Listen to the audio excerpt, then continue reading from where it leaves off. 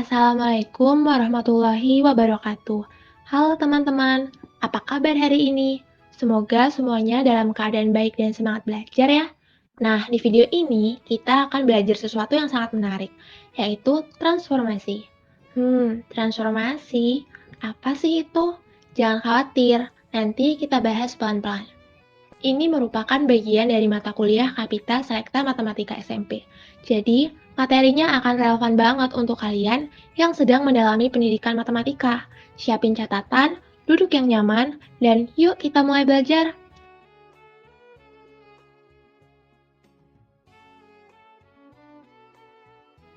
Pengertian transformasi.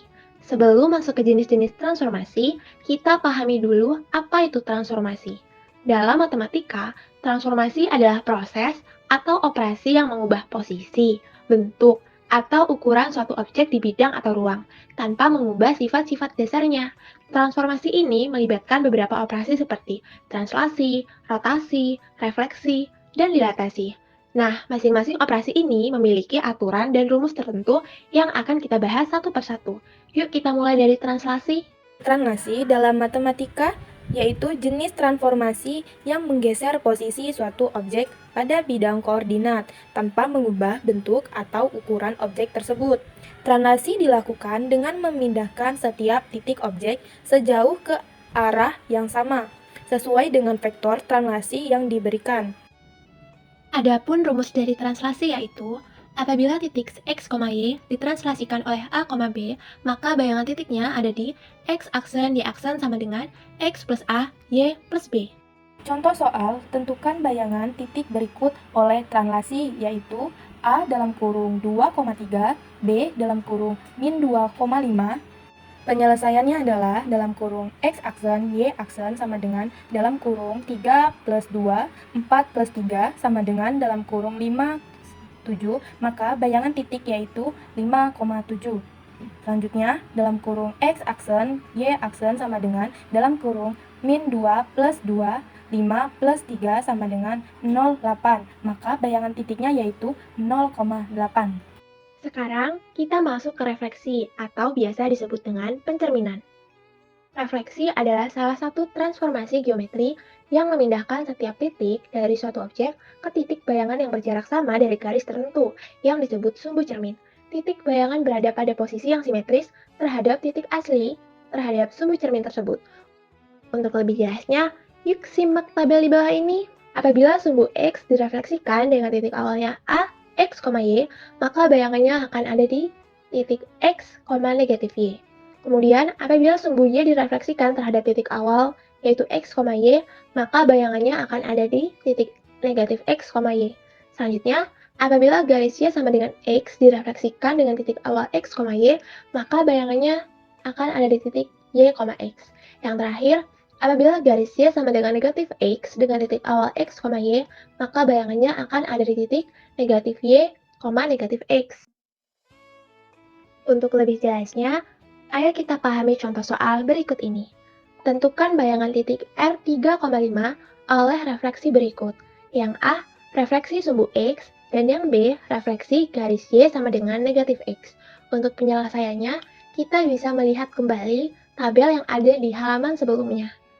Karena di sini titik awalnya yaitu R3,5 akan direfleksikan terhadap sumbu X, maka hasilnya akan X, negatif Y. Maka dari itu, di sini dituliskan bahwa R3,5 bayangannya atau refleksinya itu berada di titik 3, negatif 5.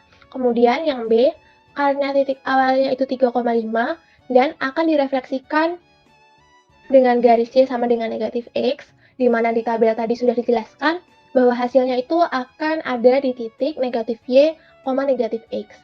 Maka dari itu, di sini dituliskan refleksi dari garis Y sama dengan negatif X dengan titik awal R3,5 itu berada di titik negatif 5, negatif 3. Rotasi adalah transformasi yang memutar suatu objek, titik, garis, atau bangun di sekitar titik tertentu dengan sudut tertentu.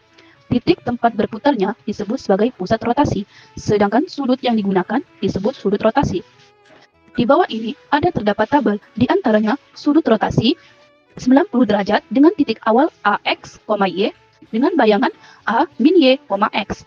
Sudut rotasi selanjutnya 180 derajat dengan titik awal A, X, Y dan bayangan A min X, min Y. Selanjutnya sudut rotasi 270 derajat dengan titik awal A, X, Y dan bayangan A, Y, min X. Sudut rotasi selanjutnya 360 derajat dengan titik awal A, X, Y dan bayangan A, X, Y. Selanjutnya, contoh soal. Tentukan bayangan titik P 4 dan 2 dengan sudut rotasi berikut. A 90 derajat dan B 270 derajat. Penyelesaian A P 4,2 yang dihasilkan P min 2,4 dan yang B P 4,2 yang dihasilkan P 2, min 4. Dilatasi yaitu transformasi geometri yang mengubah ukuran suatu objek tanpa mengubah bentuknya. Dilatasi melibatkan perbesaran atau pengecilan objek berdasarkan suatu titik tetap yang disebut pusat dilatasi dan menggunakan faktor tertentu yang disebut faktor skala. Ciri-ciri faktor skala yaitu jika K lebih besar dari 1, maka objek diperbesar. Jika O lebih kecil dari K dan lebih kecil dari 1, maka objek diperkecil. Jika K sama dengan 1, maka ukuran objek tetap atau tidak berubah. Jika K lebih kecil dari O, objek diperbesar atau diperkecil dan arahnya dibalik. Titik X, Y dilatasikan dengan faktor skala K dan pusat dilatasi 0,0. Maka bayangan titiknya X, Y sama dengan K dikali X, K dikali Y. Contoh bayangan titik berikut dengan faktor skala 5. A 4,1 dan B 2,5. Penyelesaian A X, Y sama dengan 5 dikali 4, 5 dikali 1. Dan hasilnya 20,5. Dan yang B X, Y sama dengan 5 dikali 2, 5 dikali 5 yang hasilnya 10,25. Terima kasih sudah belajar bersama kami. Semoga materi yang telah kami bawakan tadi bermanfaat dan membantu kalian lebih memahami konsep-konsep dasar transformasi ya. Jangan lupa, belajar itu seperti refleksi. Apa yang kita usahakan hari ini akan menjadi bayangan hasil di masa depan. Kalau ada yang belum paham, jangan ragu untuk bertanya, atau coba latihan soal biar makin lancar. Sampai jumpa di pembelajaran berikutnya. Dan tetap semangat mengejar mimpi. Wassalamualaikum warahmatullahi wabarakatuh.